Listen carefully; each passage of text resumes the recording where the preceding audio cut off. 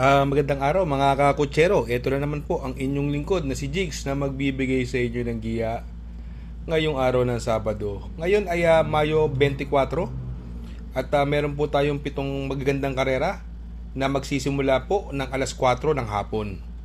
Uulitin ko po, itong aking giya ay purely review and analysis ko lamang at walang halong information. Simulan na po natin. Race number 1 kung saan po magsisimula ang winner take all. 3-year-old and above maiden race placer. Distance is 1,400 meters at dito po may 10 kalahok.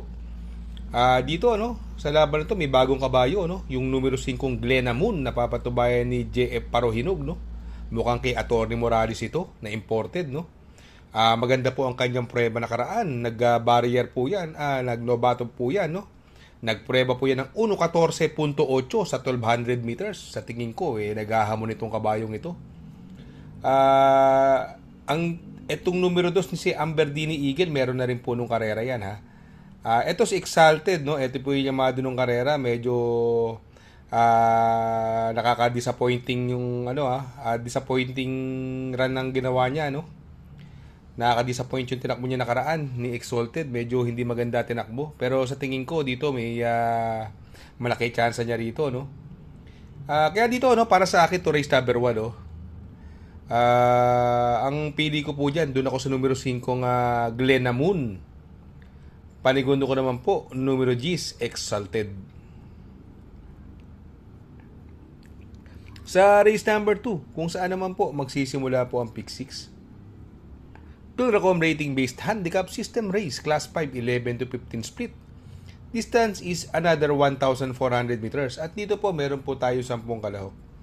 Itong karerang pong ito ay anybody's race may mga bagong baba po tayo ng grupo rito. Andyan si Everland na sakay ni Jan Albin. Summer Rule nagbabalik. Alam naman natin magaling yan Yan yung mga lumaban kay King James sa 3-year-old ng Hopeful si Summer Rule dumating po yan ng panglima noon, pero ito tumatakbo sa mga grupo. Magaling po yan kay RA Base pero ngayon ang papatnuway po dyan si JT Pabilik.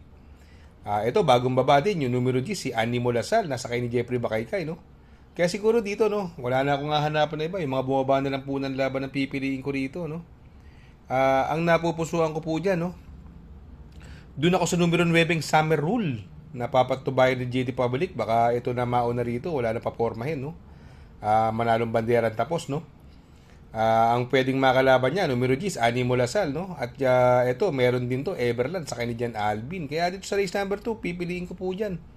Doon ako sa numero 9 Summer Rule. Panigundo ko naman po numero 10 Annie Molasal at isasama ko pong pandiado numero 7 Everland. Sa race number 3, kung saan naman po magsisimula po ang pick 5. 3-year-old group 6 race placer. Distance is 1,400 meters. Dito po sa tingin ko sobrang nakakalamang po ni Tis Damon Although si Sweet Damani, impresibo din po ang kanyang unang panalo sa kanyang maiden race. At mukhang promising din tong kabayo ito. Kaya lang itong si Tis Damon alam mo naman natin ang prueba niya nung nanalo ng maiden 1.25 po sa 1,400 meters. Medyo nahilo lang po siya nung lumaban siya ng nakaraan kila Dream Girl kila Morally nahilo siya kay Morally. Ang galing po ng Morally, nagprueba po ng 1.24 nung tinalo siya Tersero lang po siya dumating. Pero para sa akin to race number 3 sobrang nalalamangan po ako. Sosolohin ko na po yan numero 6 Tis Damon. Sa race number 4 kung saan naman po magsisimula po ang pick 4. Pilracom rating based handicap system race class 5 6 to 10 split. Distance is another 1,400 meters. May 7 kalahok po tayo rito.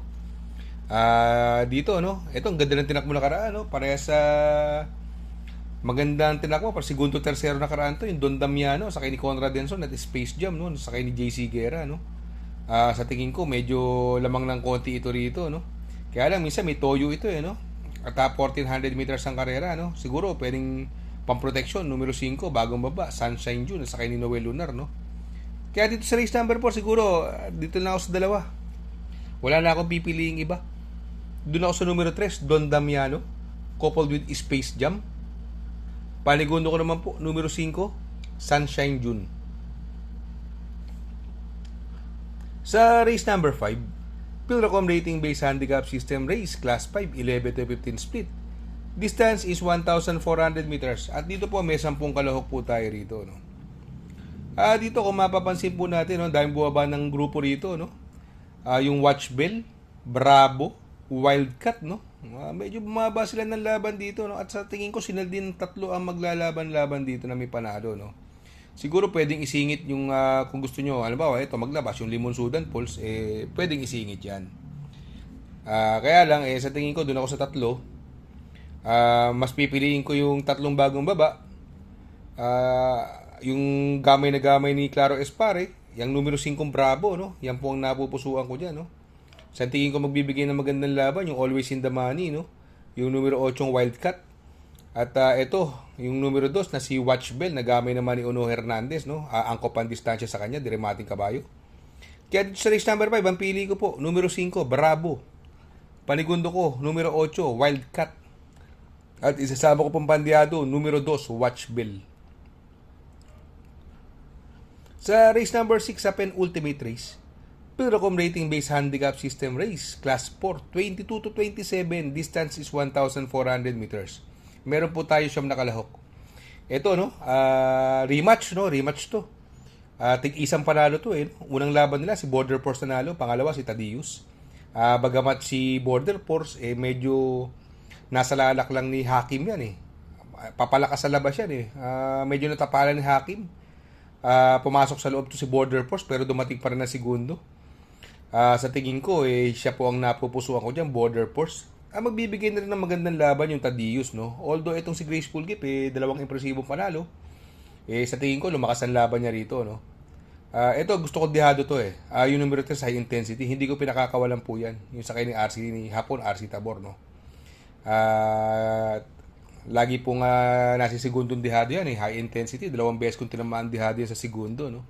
Baka makachamba, no. Ang pwedeng mauna po dyan, yung numero 4 basketball, sa kay ni Jan Alvin Gusi.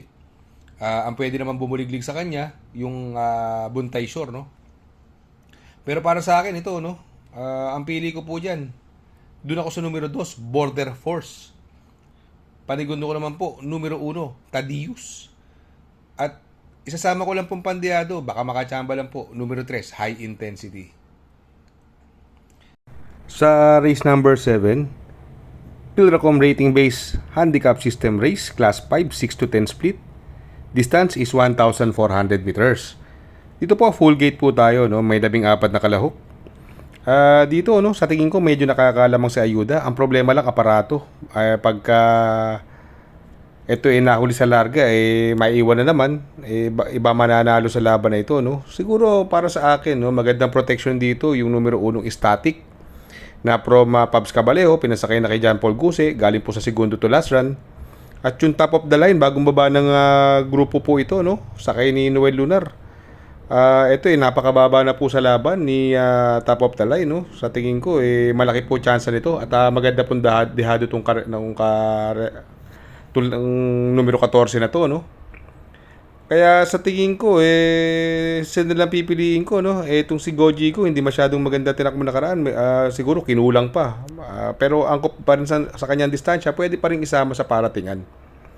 Kaya dito sa race number 7, pili ko po, no? Doon pa rin ako sa numero 5, Ayuda. Panigundo ko naman po, numero 1, Static. At isasama ko po pandiado, numero 14, Top of the Line.